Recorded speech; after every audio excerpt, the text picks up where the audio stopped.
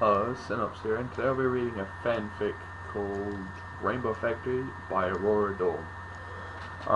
That is rated grimdark.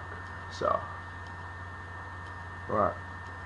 Now, Rainbow's tale isn't quite as nice as the story we knew of Sugar and Spice. There's long been rumors of how exactly rainbows are made in Equestria. While a great amount of Pegasi ponies were employed in the rainbow department of the weather factory, almost all of them did the low-end work. That what's known is that great streams of spectra, individual colors of the rainbow, flow through large grates into vast vats. From there, workers carefully equally mix the spectra into conjugated rainbow pools that dot and run around the factory and the surrounding city. Next, the mixture is pumped into the floor below, where other employees optimize it and store it until active weather ponies can deploy it in the field. However, no one knows how individual spectra is made.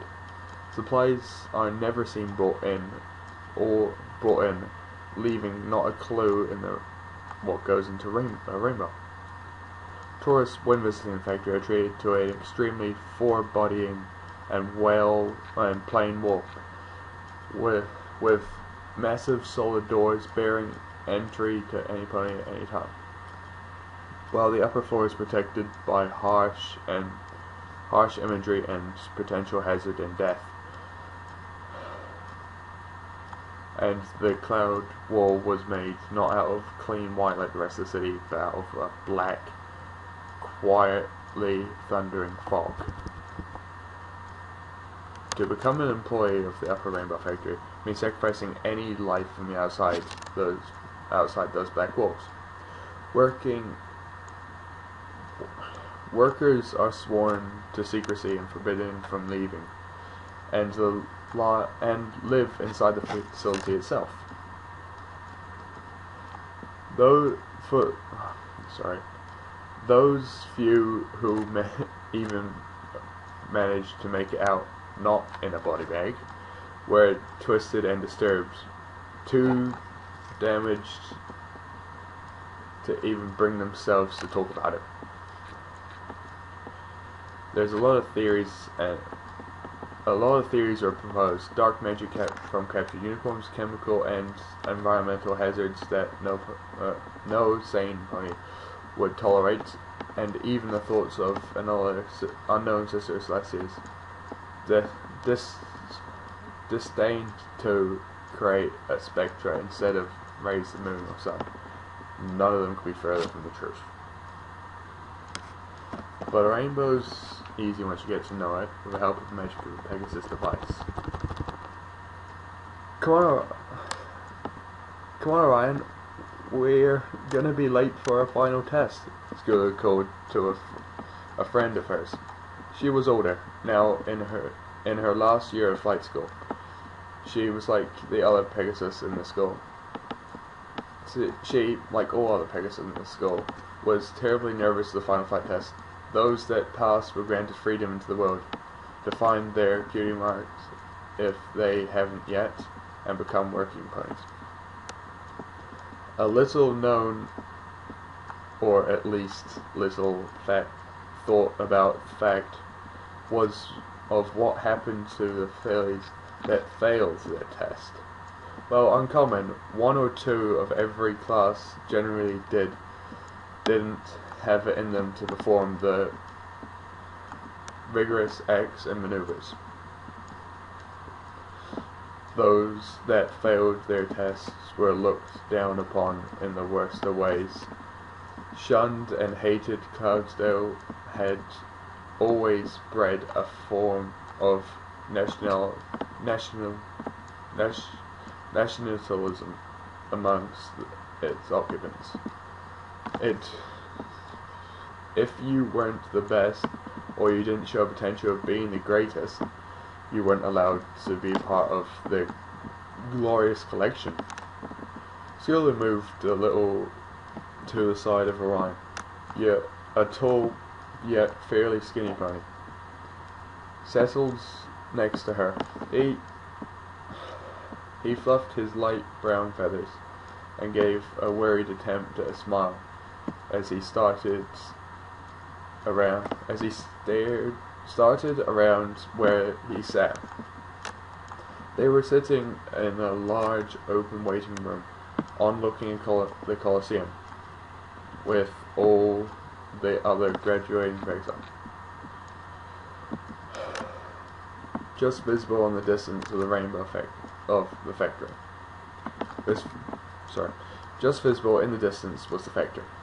Orion glanced at it and gulped. What's the matter, Orion? What's the matter, Orion? You afraid of getting a dead-end job in the snow line? Orion chuckled a bit, then closed his eyes and sighed. No, it's just, I don't know. I don't think I can do this. What if I fail? What if I don't fail? But I do bad enough to still be disliked by everyone. I don't know if I can take being deported. Where do we even go anyways? Skilla gave Orion a friendly punch. No one knows, you dope. And we're not going to fail. Everyone here is going to be fine. I know I will at least pass. She laughed. Thanks to the tips from Rainbow Dash. I'm sure I'll be fine. Oh yeah, sure. That reassures me. That's actually just as, if not more reassuring than a psychopathic hate every pony. The psychopathic hate every pony seems to love to spread. Quit panicking, Scaredy Wings. Skilla replied. The only one here I think might fail is the yellow pony with the dark green mane. She's the one who has been sick for that month, you know. Oh yeah, Orion remembered, as he craned his head in the other pony's direction. The one who had that bad case of hoof and wing. She looks pretty confident now. I suppose we'll see. Skilla Trump, turning to look at the factory herself. It gave her chills, not of fear, but of pride. I hope I get a cool, active weather job. Can you imagine? Every pony in Ponyville or Philadelphia staring up at me. There goes Skilla, such an amazing flyer.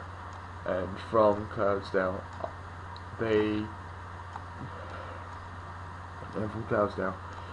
there can be no doubt, she smiled in excitement, forgetting her attention for the moment.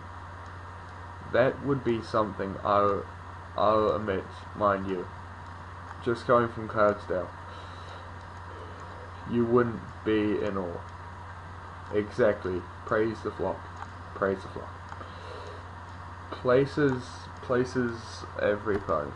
A massive buff Pegasus walked towards the entrance of the Colosseum. We're going to do this by name. Your adjunctions are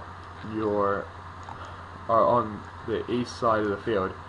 Do not, I repeat, do not fly too far west. If they lose sight of you,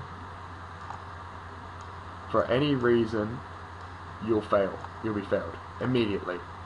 Take deep breaths, stretch your wings one last time. The test will consist of three sessions: weather clearing, agility, and finally recover. Clear the clouds, fly through the hoops, and then fly to the marked elevation. Close your wings for at least 3 seconds. Any less and you'll fail. Keep in mind there's no extra points for extra seconds. Finally, recover before you hit the cloud floor. Understood? Any questions? The instructor paused and carefully gleamed at every single pony in the room. Everyone's eyes were completely focused on him, and none were number increased with confusion. Alright, Orodon, you're up first. Clear, fly, full, complete. The yellow pony nodded and walked quickly up to the starting ramp with purpose. She started at the watching judges.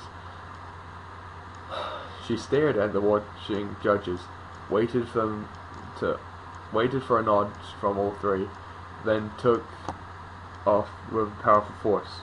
The ramp bounced slightly from the force of the takeoff. Every pony watched Aurora quickly react and quickly reach the starting altitude, and then begin a direct and purposeful attack of the positioned clouds. With expert timing and intelligent angles, the sky was soon empty from any moisture. Scully and Ryan watched with their mouths open as they watched the first testy pull fast and tight turns, expertly shooting dead center through each of the final hoops. Finally, Aurora pulled herself to the proper altitude, hovered, and closed her wings. The group of students gasped as she plummeted down towards the cloud and counted breathlessly. 1, 2, 3. They sighed as they watched her wings open in the correct amount of time,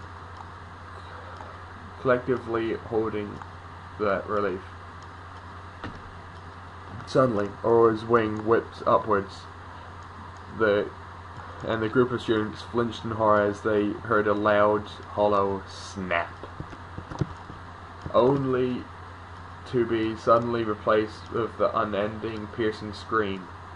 Many, like Aurora, shielded their ears with their wings, but as others, like Scully, could only watch terrified as the blur of yellow and green and red plummeted into the cloud with a dull thump. Wasting no time, the instructors walked